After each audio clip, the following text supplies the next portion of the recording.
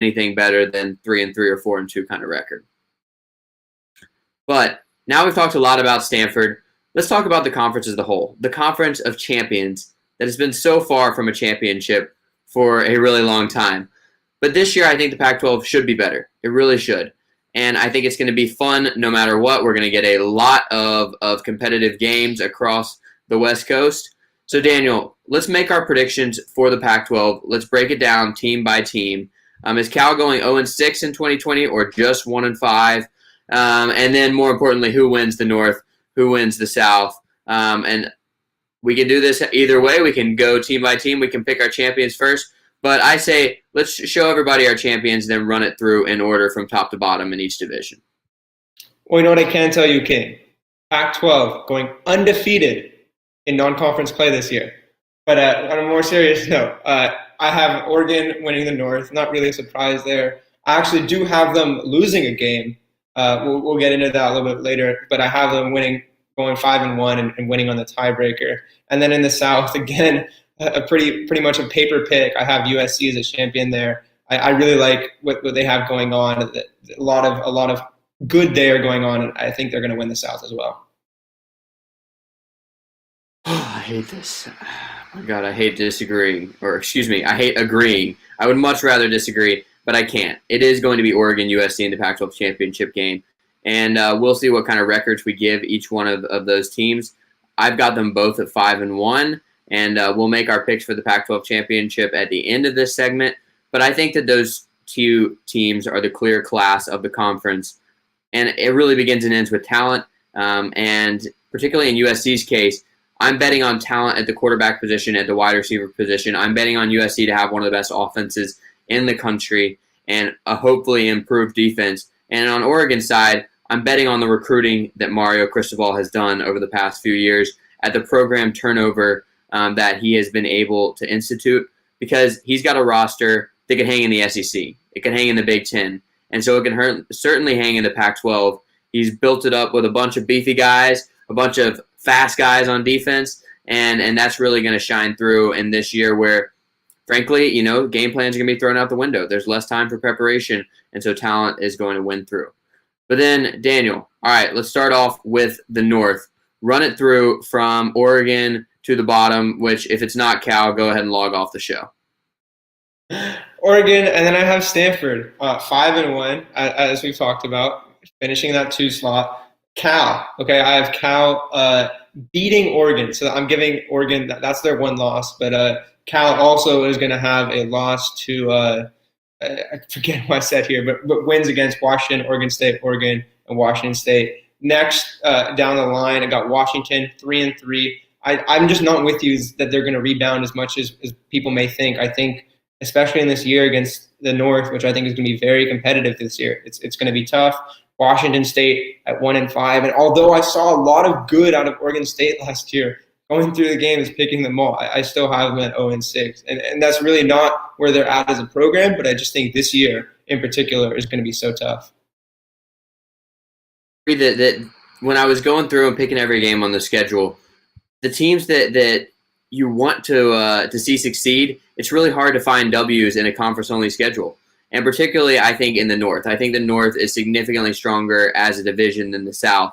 And so a team like Oregon State, a team like Washington State, and potentially a team like Stanford or Cal or Washington, if they don't succeed to the level we expect them to, you can get lost and all of a sudden things start to spiral and you're 1-5. But here is my breakdown. I've got Oregon at 5-1. And just like you, the lone loss is at Cal. That has not been a friendly place to Oregon or any other Pac-12 contender over the past few years. And it's not because of the fans, so that's not going to be a factor this year. And I think that Cal, as I've said, is going to be a good team, and that's going to be a tough road matchup for the Ducks. I believe it's on a Friday night, too. Cal, I've got at 4-2.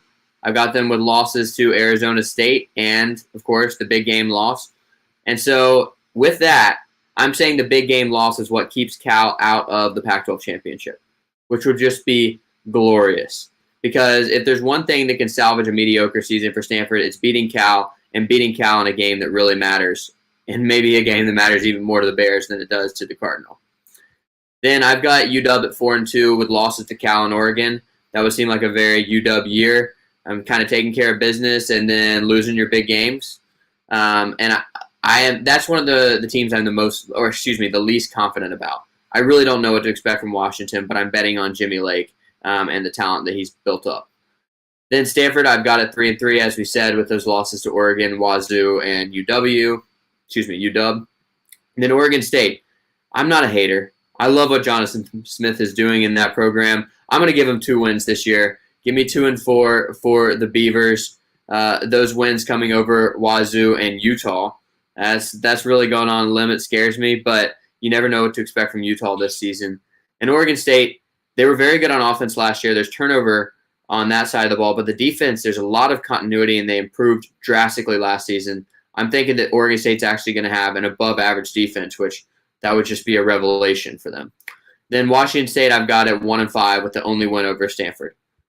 That's just kind of year it's going to be. I think Washington State's going to be good, and I think they're going to get somebody, but you got to pick the losses somewhere, and I think a lot are going to fall on Nick Rolovich's squad. But now, Daniel, run through the South for me so we can see where our USC hate can begin. So at 2, I got Utah 4-2. Got losses to UCLA and USC. I think they're going to be a lot better than. It's kind of complicated. I don't know necessarily what to think of them. Some people are hating, some people are loving. I think it's going to be in between. I think it's a 4-2 season. I think that's fair. Arizona State, I have them losing to Cal, just like you, and then also to USC in that opener. That's where I get to 2, and then rather beating Cal. I'm so sorry. And then Colorado 2-4, going to get wins against UCLA and Arizona, but that's where it stops. Arizona 1-5. Only win there is against UCLA. UCLA 1-5. Only win against Utah. So the South is going to be a little bit of a mess. I don't know necessarily what to think all around, but it's going to be fun to watch, and I think that's really what we need this year in the Pac-12, especially. Will he survive if he goes 1-5 in this strange season? You're probably right, and so UCLA fans may be rooting for that at this point. But mine looks a little different on this side of the bracket. I got USC at 5-1, lone loss at Utah. That would kind of be a revenge for last season, where USC kept Utah out of true playoff contention. This year, they do the reverse, and USC's lone loss is in Salt Lake City.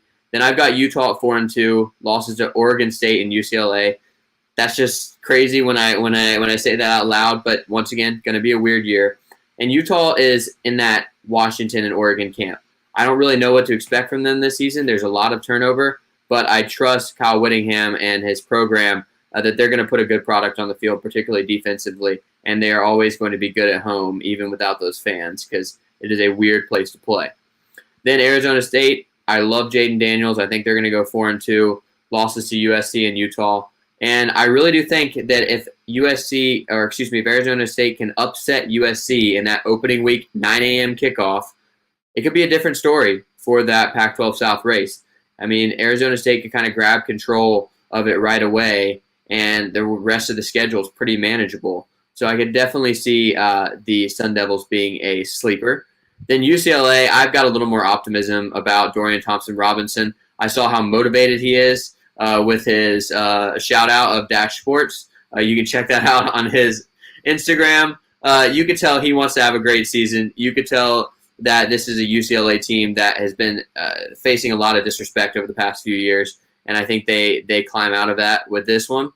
With 3-3 season, losses to Oregon, Arizona State, and USC. So, of course, that's probably the 3 biggest games on the schedule. Bruins fans might not be happy with that anyway. Then Arizona, I got 1-5.